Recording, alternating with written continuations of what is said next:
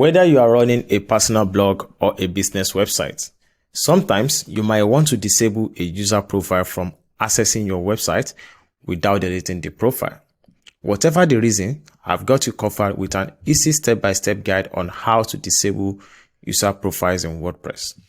But before we jump into the tutorial, if you find this video helpful, don't forget to give it a thumbs up and consider subscribing to WP Talk for more WordPress tips and tutorials.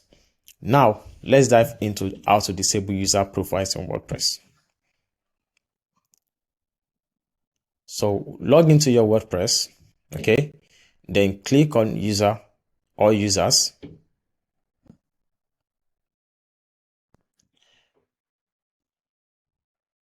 Click on edit on the user you want to make changes to, you want to disable. So on this user page, scroll down to the section where it says row. So what you want to do is so let's say this user is currently an editor and we want to disable their profile. So what you have to do is to click on the row and select no row for this site. Okay.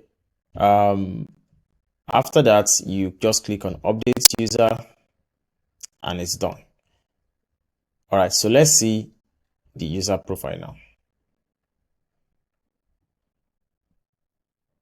So this is the user. You can see they can't access the WordPress admin dashboard.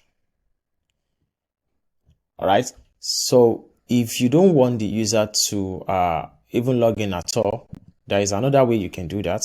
So the second option is to download a plugin. So I'm going to download a plugin now, a plugin called Lock Bad User. Okay, Lock Bad User. Install this plugin and activate it. So on the user you want to log, scroll down on the user account, click on locked under account status, then update the user. So let's log in now.